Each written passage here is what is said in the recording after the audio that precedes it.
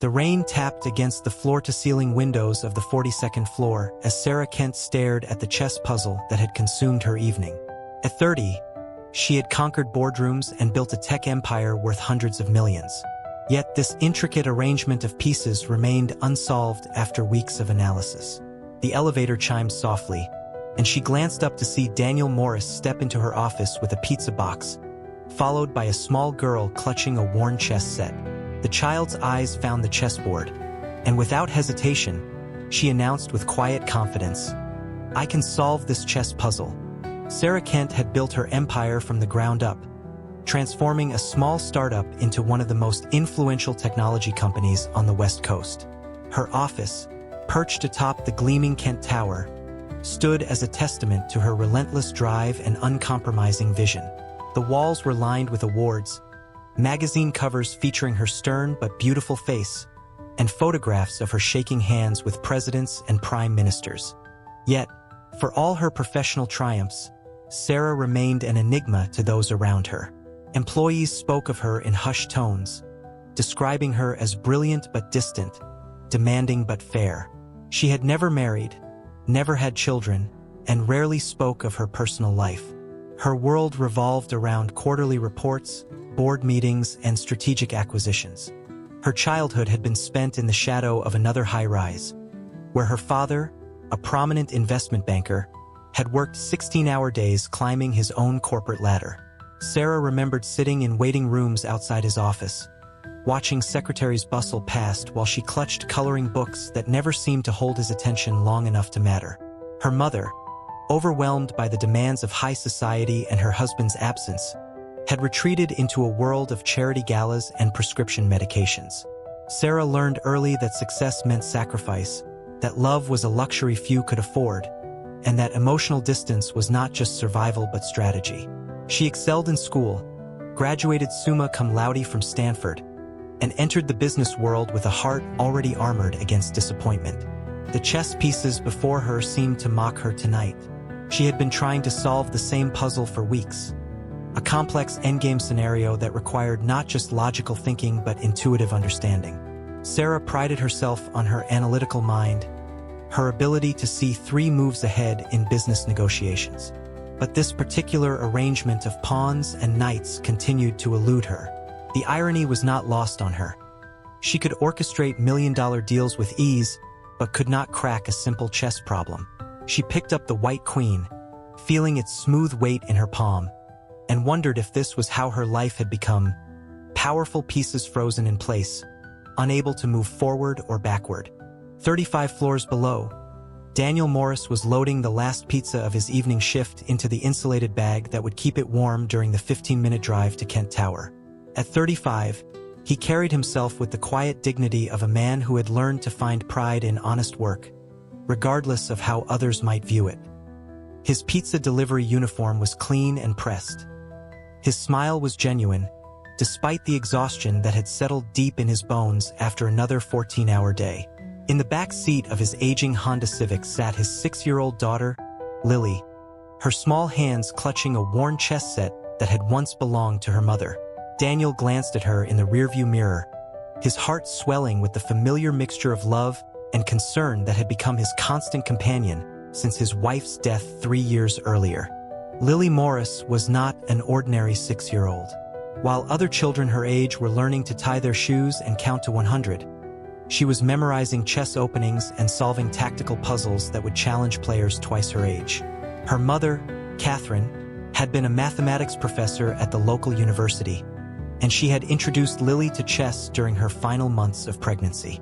Perhaps it was the countless hours Catherine had spent analyzing games while Lily grew in her womb, or maybe it was simply genetic destiny, but the child had emerged into the world with an intuitive understanding of the ancient game. Daniel often watched in amazement as his daughter studied positions with the intensity of a master, her young mind processing possibilities and consequences with frightening clarity. The evening delivery to Kent Tower was unusual because Daniel rarely received orders to such prestigious addresses. Most of his customers lived in middle-class neighborhoods, ordering pepperoni pizzas for family movie nights or late-night study sessions. But tonight's order had come from the executive floor, specifying delivery directly to the CEO's office. Daniel had no choice but to bring Lily along, as he did most evenings when his elderly neighbor, Mrs. Patterson, was unavailable to babysit. He hoped the brief encounter would be professional and quick, allowing him to return home before Lily's bedtime. As the elevator climbed toward the 42nd floor, Lily pressed her face against the brushed steel doors, watching the numbers change with fascination. She clutched her chest set tighter, sensing that tonight would be different from their usual pizza deliveries. Daniel straightened his uniform and checked his watch, knowing that punctuality was especially important when dealing with corporate executives. The elevator dinged softly as they reached their destination, and the doors opened to reveal a world of marble floors and contemporary art that seemed as foreign to them as another planet. Sarah looked up from her chessboard as a soft knock interrupted her solitude. She had forgotten about the pizza order, placed more out of obligation to eat something than out of actual hunger. As she called for the visitors to enter, she expected to see a typical delivery driver, probably college-aged and eager to complete the transaction quickly. Instead, she found herself face-to-face with a man whose eyes held depths of experience and compassion that seemed almost out of place in her sterile corporate environment. Behind him stood a small girl with dark hair and intelligent eyes, clutching what appeared to be a chess set against her chest. Daniel stepped forward with professional courtesy, introducing himself and explaining that he had brought his daughter along due to childcare circumstances. Sarah nodded absently, her attention already returning to the chess puzzle that had consumed her evening. But Lily had noticed the board immediately, her young eyes scanning the position with the intensity of a seasoned player. As Daniel handled the payment, Lily moved closer to Sarah's desk, her curiosity overcoming her natural shyness around strangers. Sarah was in the middle of signing the credit card receipt when she heard a small voice declare with absolute confidence, "I can solve this chess puzzle." She looked down to see the little girl standing beside her chair, pointing at the board with the kind of certainty that only children possess. Sarah raised an eyebrow, glancing at Daniel, who seemed both proud and slightly embarrassed by his daughter's boldness. The idea that a 6-year-old could solve a puzzle that had stumped her for weeks was almost insulting. Yet something in the child's demeanor suggested this was not mere childish boasting. Lily set her own chess set on the floor and climbed onto the chair across from Sarah's desk without invitation. Her small hands moved over the pieces with reverence, studying the position as if she were reading a favorite bedtime story. Sarah found herself intrigued despite her skepticism, watching as the child's expression shifted from curiosity to concentration to something that looked remarkably like recognition. Daniel stepped forward to apologize for his daughter's forwardness, but Sarah held up a hand to stop him. For the first time in months, something had captured her complete attention away from quarterly projections and market analyses. The position on the board was indeed complex. White had a material disadvantage but potential tactical opportunities, while Black's pieces were well coordinated yet vulnerable to a surprising breakthrough. Sarah had tried every conventional approach she could think of, following logical sequences that led nowhere, exploring forcing moves that petered out into drawn endgames. She had even consulted chess engines online, but she wanted to solve it herself to prove that her mind was still sharp enough to unravel complex problems without technological assistance. Lily studied the board for perhaps 30 seconds before reaching for the white knight on the edge of the board. Sarah watched with growing amazement as the child's small fingers moved the piece to a square that Sarah had dismissed as insignificant. The move appeared to accomplish nothing immediate, offering no obvious threats or defensive improvements. Yet, as Lily continued to demonstrate the continuation, Sarah began to see the subtle poison hidden within the seemingly quiet move. It was a move that required not just tactical vision but deep positional understanding, the kind of insight that typically came only after years of serious study. Sarah's initial skepticism melted away as Lily revealed the solution, each subsequent move flowing logically from the last while gradually exposing the fatal weaknesses in Black's position. The child's explanation was simple and direct, using language appropriate to her age but demonstrating understanding that was anything but childish. Daniel watched in amazement as his 6-year-old daughter calmly dissected a position that had clearly been troubling one of the most successful business leaders in the country. The silence in the office grew heavy as Sarah absorbed what she had just witnessed. This was not a lucky guess or a memorized sequence from a chess book. This was genuine talent, the kind of raw ability that appeared perhaps once in a generation. Sarah looked at Daniel with new interest, wondering what other surprises this humble pizza delivery man and his remarkable daughter might hold. The evening that had begun as routine corporate sustenance had suddenly transformed into something far more intriguing and unpredictable. As she watched Lily carefully reset the chess pieces for another puzzle, Sarah found herself thinking about the educational opportunities available to gifted children, wondering if a mind like Lily's was receiving the intellectual challenges it deserved. When Daniel mentioned that Lily attended the local public school, Sarah made a mental note to research private institutions that specialized in nurturing exceptional talent. Sarah's competitive instincts, honed by years of business battles and boardroom negotiations, kicked in with surprising intensity. She was not accustomed to being outmaneuvered, especially not by a 6-year-old child whose father delivered pizzas for a living. Yet rather than feeling diminished by the experience, she found herself energized by the prospect of a genuine intellectual challenge.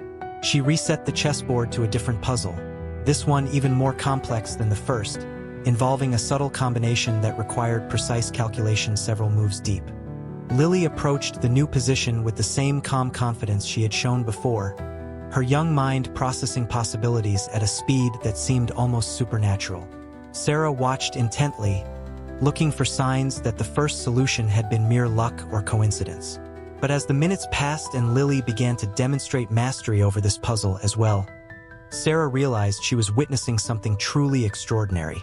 The child's thought process was remarkably mature, considering multiple candidate moves before committing to a plan, evaluating consequences with the patience of a master despite her obvious youth. Daniel found himself caught between pride and concern as he watched his daughter engage with the intimidating CEO, who had suddenly taken such intense interest in Lily's abilities. He knew his daughter was special, had always known it from the first time she had moved a chess piece with deliberate purpose rather than random play. But seeing her talent recognized and appreciated by someone of Sarah Kent's stature brought both validation and worry. Daniel had worked hard to give Lily a normal childhood despite their circumstances, and he feared that too much attention might thrust her into a world she was not emotionally ready to navigate. Sarah's fascination grew as she presented Lily with increasingly difficult positions, each one met with the same calm analysis and eventual solution. The child's approach was remarkably mature, showing patience and depth of calculation that suggested an almost instinctive understanding of chess principles that most players spent years trying to master. Sarah began to see parallels between Lily's chess thinking and her own business strategies, recognizing the same ability to see beyond immediate consequences to long-term implications that had made her successful in the corporate world. 3 days later, Sarah found herself standing outside Lily's elementary school, holding a brochure for Westfield Academy, one of the city's most prestigious private institutions. She had arranged to meet Daniel and Lily after school, ostensibly to discuss educational opportunities for a child with Lily's exceptional abilities. But as she watched the stream of children emerging from the modest brick building, she realized her motivations were more complex than simple academic concern. She wanted to be part of their world, to contribute something meaningful to Lily's future, but she was beginning to understand that good intentions were not always enough. Lily bounded out of the school building with her usual enthusiasm, her backpack bouncing as she ran toward her father. When she spotted Sarah standing beside Daniel's car, her face lit up with genuine delight. The spontaneous joy in the child's greeting made Sarah's heart tighten with an emotion she couldn't quite name. Daniel's smile was warmer than it had been in their first meeting, but she detected a hint of weariness in his eyes as she explained her proposal to visit Westfield Academy together. The drive to Westfield took them through neighborhoods that became progressively more affluent, the modest homes and corner shops of Daniel's area giving way to manicured lawns and elegant storefronts. Lily pressed her face to the window, pointing out interesting sights with the curiosity that characterized everything she did, while Daniel grew quieter with each passing mile. Sarah began to sense that this journey represented more than just a school visit. It was a crossing of invisible boundaries that separated their worlds in ways that money could mask but never truly bridge. Westfield Academy occupied several acres of pristine grounds, its Georgian architecture speaking of tradition, privilege, and expectations that had been carefully cultivated over generations. As they walked through halls lined with portraits of distinguished alumni and trophy cases filled with academic and athletic achievements, Sarah watched Daniel's expression grow increasingly guarded. This was not his world, and despite Sarah's presence beside him, he clearly felt like an intruder in a space designed for people who had never known economic uncertainty or social invisibility. The admissions director, Mrs. Thornberry, greeted them with the kind of polished courtesy that wealthy institutions reserved for prospective families. Her assessment of Lily was thorough and professional, acknowledging the child's obvious intellectual gifts while subtly evaluating whether the family possessed the social capital necessary to thrive in Westfield's rarefied atmosphere. Sarah found herself bristling at the woman's barely concealed condescension toward Daniel, recognizing in Mrs. Thornberry's manner the same class prejudices that had shaped her own childhood in similar elite environments. Lily's reaction to Westfield was characteristically direct and unfiltered. She was impressed by the chess room and the well-equipped library, but she seemed uncomfortable with the formality that permeated every interaction. When Mrs. Thornberry introduced her to several current students, children her own age who spoke with the practiced poise of miniature adults, Lily withdrew into an uncharacteristic shyness that alarmed both Daniel and Sarah. The spontaneous joy that usually animated the child's personality seemed to dim in the face of expectations she was too young to fully understand but old enough to sense. The crisis came during lunch in Westfield's elegant dining hall, where the students sat at white-clothed tables discussing their weekend plans for sailing lessons and international travel. Lily, overwhelmed by the formal atmosphere and feeling increasingly out of place, spilled juice on her simple cotton dress. The incident would have been insignificant among children who understood that accidents happen, but several Westfield students began whispering and giggling behind their hands. Sarah watched in horror as Lily's confidence crumbled. The child who had solved complex chess puzzles with such poise now reduced to tears by the casual cruelty of privileged children who had never known want or insecurity. Daniel's reaction was swift and protective, gathering his daughter close while his eyes flashed with an anger that Sarah had never seen before.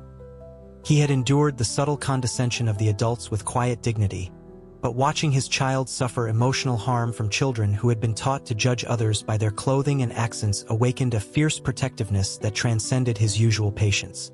Sarah found herself standing to intervene, her own memories of childhood isolation in similar environments making Lily's pain viscerally real and unbearable.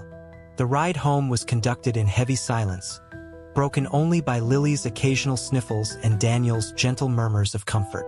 Sarah sat in the passenger seat, staring out at the neighborhoods that now seemed to represent not opportunity but barriers. Invisible walls that separated people into categories of worthy and unworthy based on circumstances beyond their control. She began to understand that her well-intentioned attempt to improve Lily's educational prospects had instead exposed the child to a form of prejudice that could wound far deeper than any material deprivation.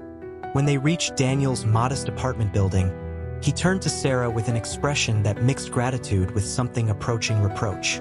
He thanked her for her interest in Lily's education, but his words carried an undertone of protective determination that made his priorities clear. His daughter's emotional well-being mattered more than any academic opportunities, and he would not sacrifice her childhood happiness for the promise of future advantages that came at such a psychological cost. Sarah followed them upstairs to the small apartment above the watch repair shop, seeing their living space for the first time through eyes newly educated by the day's experiences. The modest furnishings and worn carpet that might once have seemed evidence of limitation now appeared as tokens of authenticity and genuine love. The walls were covered with Lily's artwork and photographs of family memories, creating an atmosphere of warmth that no amount of money could purchase or replicate. Lily retreated to her room with her chess set, but instead of setting up puzzles as she usually did, she simply held the pieces in her small hands as if drawing comfort from their familiar weight and texture. Daniel made tea in the tiny kitchen while Sarah sat at the small dining table, feeling like an intruder in a space that was modest but complete, lacking nothing that truly mattered. The contrast between this genuine family environment and the sterile perfection of her own life had never been more apparent or more painful.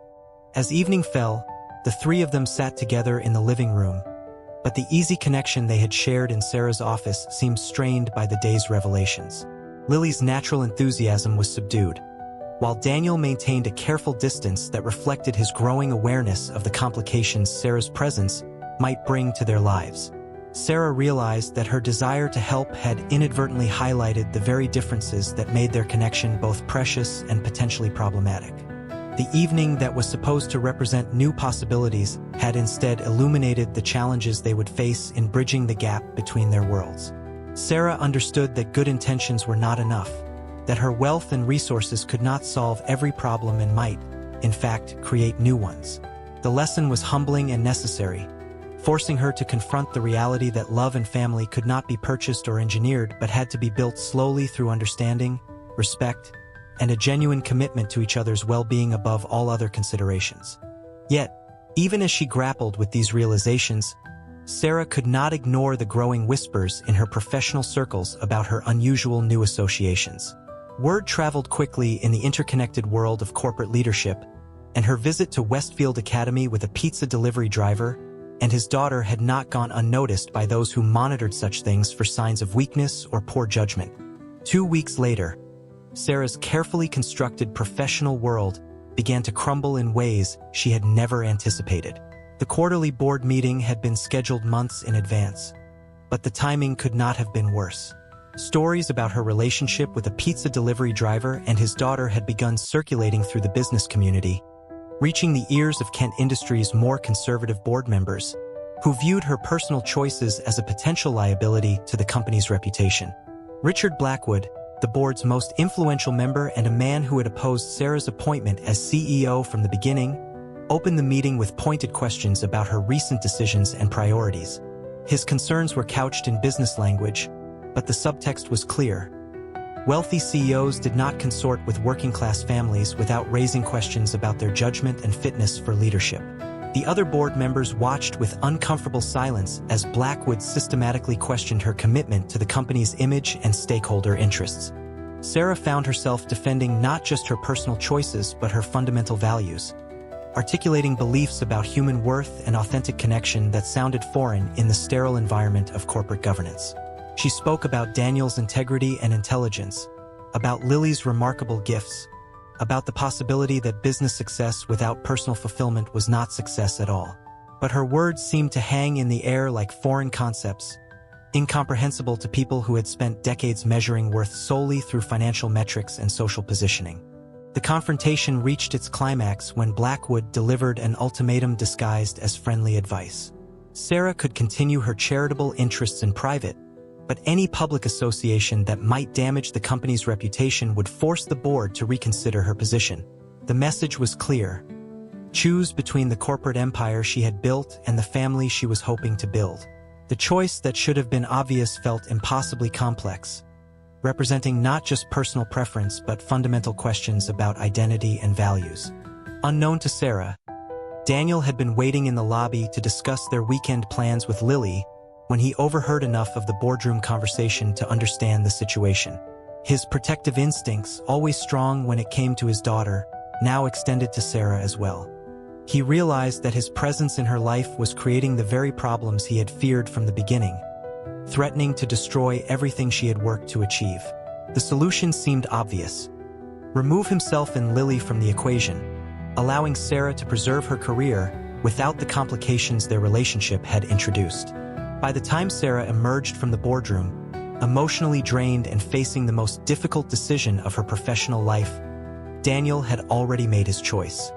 He told her gently but firmly that he could not allow their relationship to jeopardize everything she had built, that some gaps between different worlds were too wide to bridge without casualties on both sides. His decision was presented as temporary and practical, but Sarah recognized the finality in his voice and understood that he was trying to protect both her and Lily from consequences that seemed increasingly inevitable. The conversation that followed was heartbreaking in its careful civility. Two people who had found something precious together acknowledging that external pressures might make their connection impossible to sustain. Daniel spoke about his responsibility to put Lily's welfare above all other considerations, while Sarah faced the realization that her world of privilege and power came with constraints she had never fully understood. The price of crossing social boundaries was higher than either of them had anticipated, requiring sacrifices that seemed to negate the very happiness they had hoped to achieve. 3 months later, the Jefferson Community Center buzzed with nervous energy as the annual Youth Chess Championship prepared to begin. Sarah sat in the back row of folding chairs, wearing jeans and a simple sweater instead of her usual business attire, trying to remain inconspicuous among the parents and grandparents who had come to support their young players. She had not spoken to Daniel or Lily since their painful goodbye, but when she learned about the tournament through a chess magazine article, she could not resist the opportunity to see how Lily was progressing. Lily had grown in the months since their separation, carrying herself with a confidence that seemed both more mature and more genuinely childlike than before. She wore a simple tournament outfit that Daniel had clearly chosen with care, and her chess set was the same worn wooden pieces that had captured Sarah's attention that first evening. When Lily spotted Sarah in the audience, her face lit up with unguarded joy, and she waved enthusiastically before being called to her board for the first round. The tournament represented more than just chess competition. It was Lily's first major event since the traumatic experience at Westfield Academy. Sarah watched anxiously as the child faced opponents who ranged from serious young players to casual participants just learning the game. Lily's approach had evolved during their time apart, showing not just tactical brilliance but emotional maturity that suggested she had learned valuable lessons about handling pressure and maintaining perspective. Daniel arrived just as the second round was beginning, carrying a thermos of coffee and wearing an expression of focused attention that Sarah remembered well from their evenings together.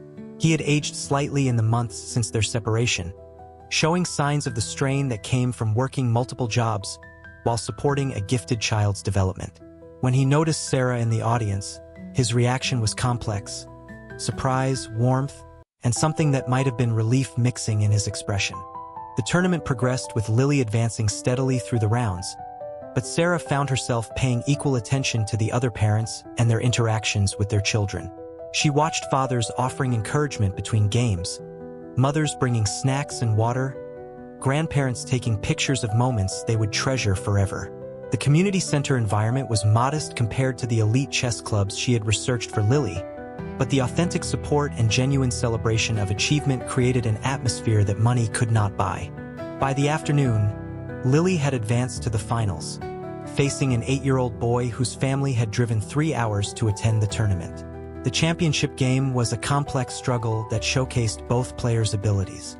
But Sarah found herself more impressed by Lily's sportsmanship than her tactical skills.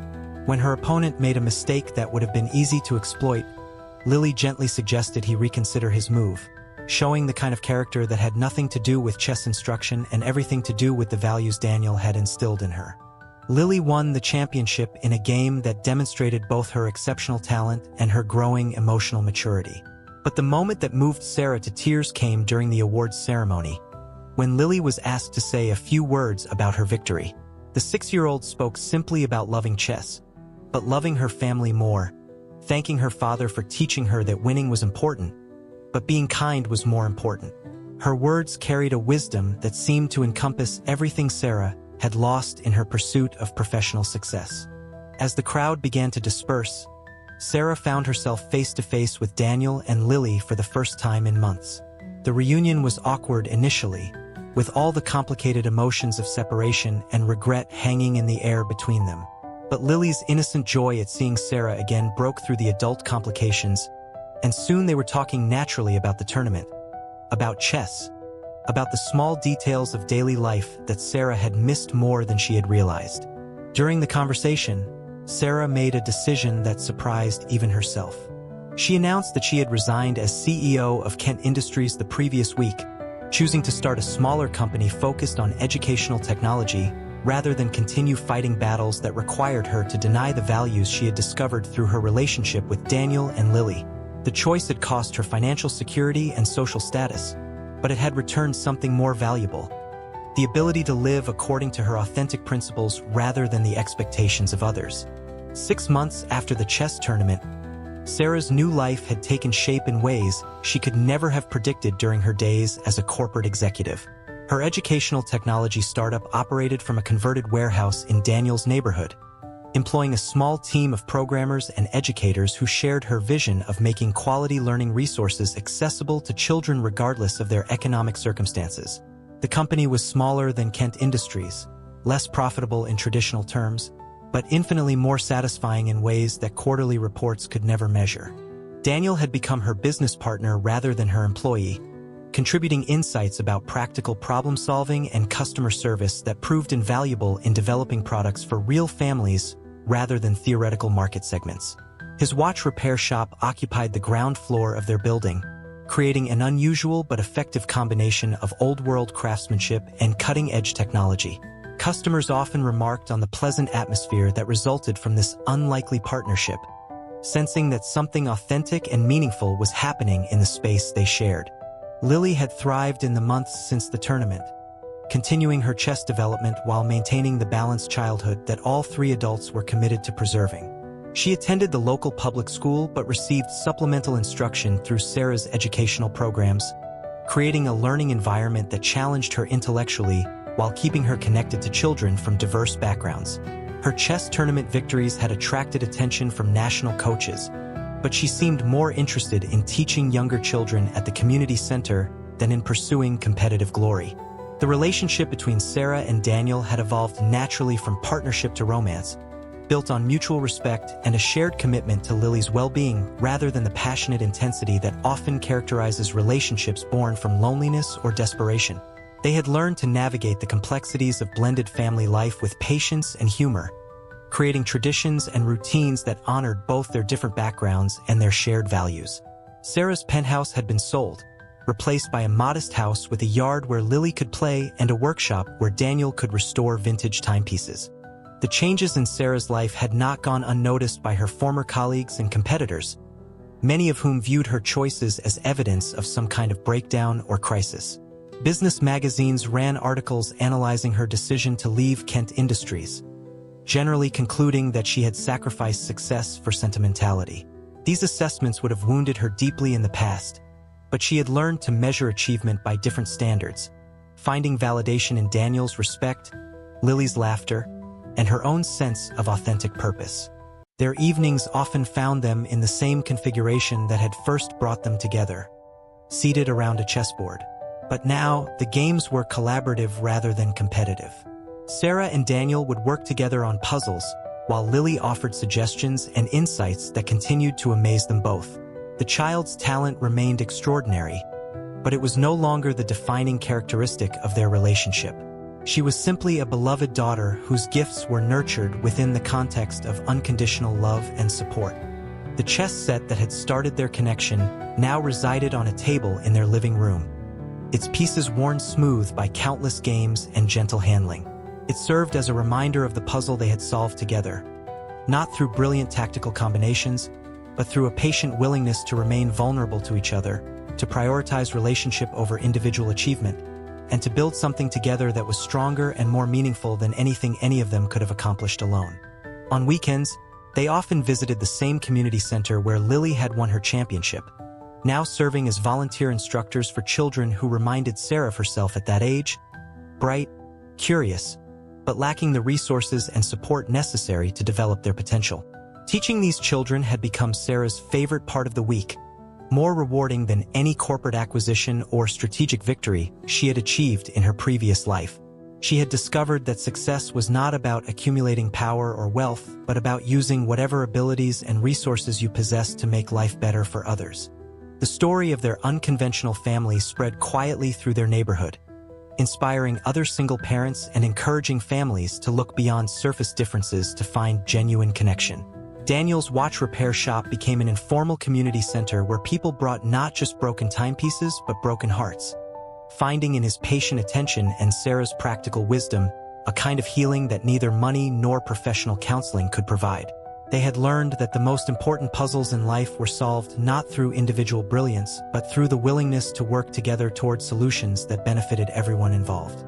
As evenings settled over their small corner of the city, Sarah often found herself standing at the window of their home, watching Daniel teach Lily chess moves in the backyard while neighborhood children gathered to observe and learn. The scene represented everything she had unknowingly been searching for during her years of professional achievement: belonging, purpose, love freely given and received, and the deep satisfaction that came from knowing that her life was making a positive difference in the world.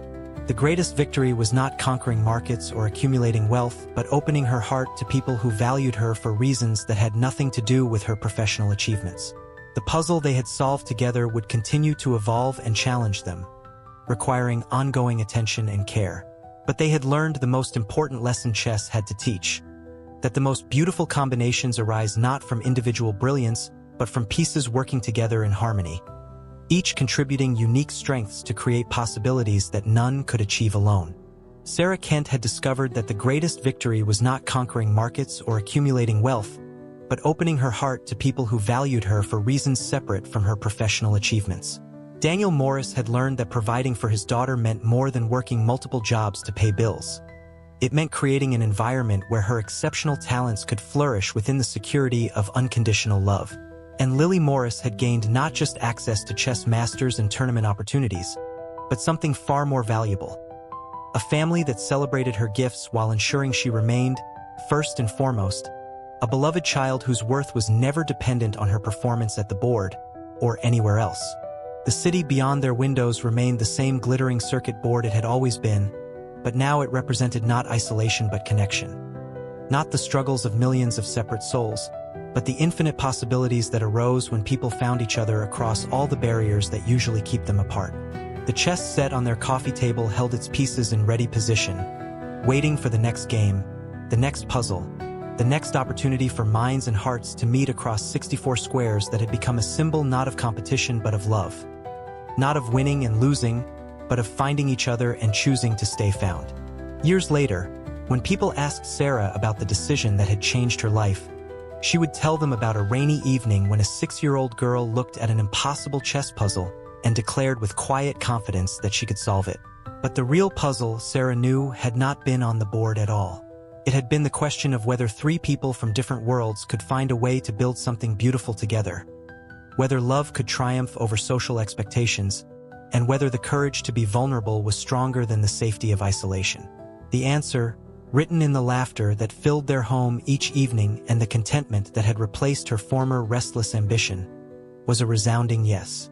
In solving Sarah's chess puzzle, Lily had inadvertently solved the much more complex puzzle of 3 hearts, finding their way to each other across all the circumstances that might have kept them forever apart.